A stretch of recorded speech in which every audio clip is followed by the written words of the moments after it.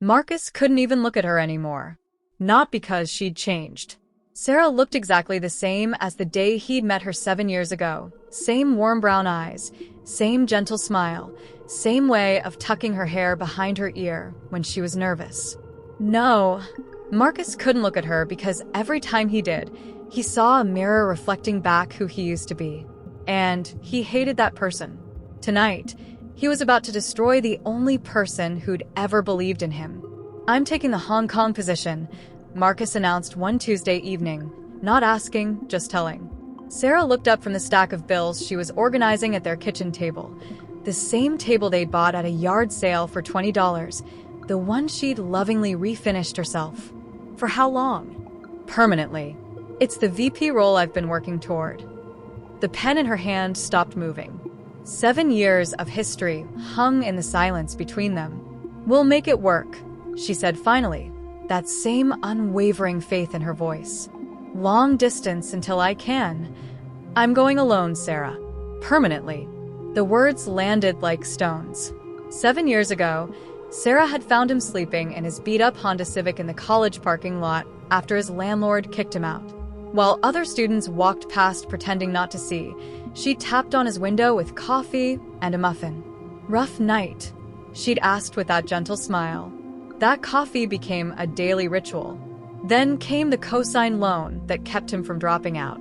The 2 jobs she worked while attending nursing school herself, just so he could focus on his studies. The maxed-out credit cards for his laptop and interview suits. The double shifts so he could take an unpaid internship at the firm. She'd never asked for anything back, never kept score, never made him feel small for having nothing. Until tonight, he'd never realized that was exactly why he had to leave her behind. "I don't understand," Sarah whispered. How could he explain that his new colleagues didn't need to know about the years of ramen dinners and eviction notices?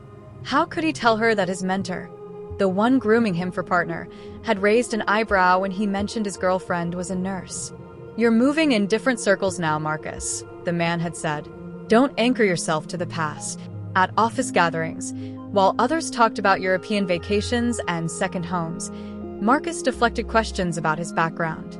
And Sarah, beautiful, kind Sarah, still got excited about BOGO deals at the grocery store. Still drove the same 12-year-old Camry. Still talked about someday taking a real vacation, maybe to Florida. His colleagues had wives who didn't work or who had prestigious careers of their own. Wives with family money and the right connections. Wives who fit. You deserve someone who, Marcus couldn't finish.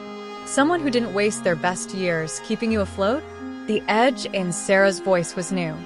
Someone who didn't max out their credit cards when you needed a laptop for job interviews? Someone who didn't work double shifts so you could accept that unpaid internship. "I never asked you to do any of that." "No, Marcus. You didn't have to ask." "That's what love is." He looked away. "I'll make sure you're compensated. The apartment, the car, everything you invested." "Invested?" She laughed, but it was hollow. "You think I kept a spreadsheet? That I was building equity in you?" The truth was uglier than he wanted to admit. Somewhere between the promotion to associate, the first 6-figure bonus, and the membership at the exclusive gym, Sarah had become a reminder of everything he wanted to forget. "I've changed," he said, and at least that was honest. "No."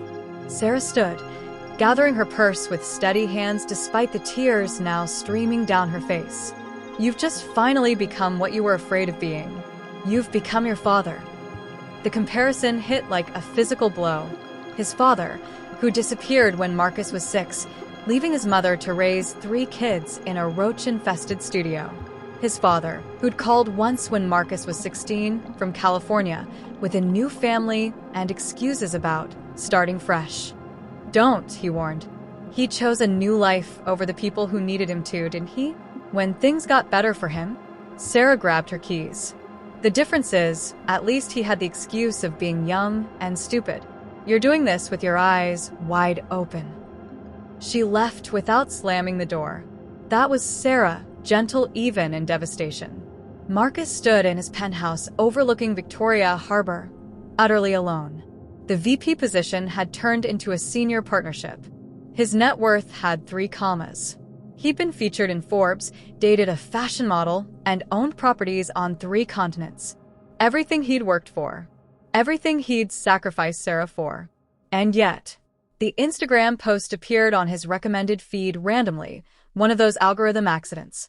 Sarah, older now, laugh lines deeper, standing in scrubs beside a ribbon-cutting ceremony. Proud to announce the opening of our 3rd free clinic serving uninsured families in Phoenix, the caption read, "Grateful to work alongside people who believe healthcare is a human right." Marcus zoomed in on her face. She looked tired but radiant. Purposeful. She looked the way he used to feel when he was hungry. Not for money, but for meaning. His penthouse felt very large and very empty. He thought about his own life, the business dinners with people he didn't like, discussing mergers he didn't care about, in service of wealth he didn't need. When had he last done something that mattered? When had he last felt the pride he'd felt graduating college, Sarah cheering louder than anyone, tears streaming down her face? He'd built an empire on the foundation she'd provided, then demolished the foundation and pretended the empire stood on its own. His phone buzzed, another dinner invitation from another colleague. Another night of expensive wine and hollow conversation. Marcus looked out at the glittering harbor, at the city of millions where he knew no one who truly knew him. He'd won everything. And he'd lost the only thing that was real. The moral. True wealth isn't measured in what you accumulate, but in who stands beside you in the dark.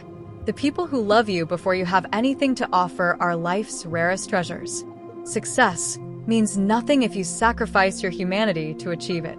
Remember, the greatest poverty isn't lacking money, it's lacking gratitude, loyalty, and the wisdom to recognize love's worth before it's gone.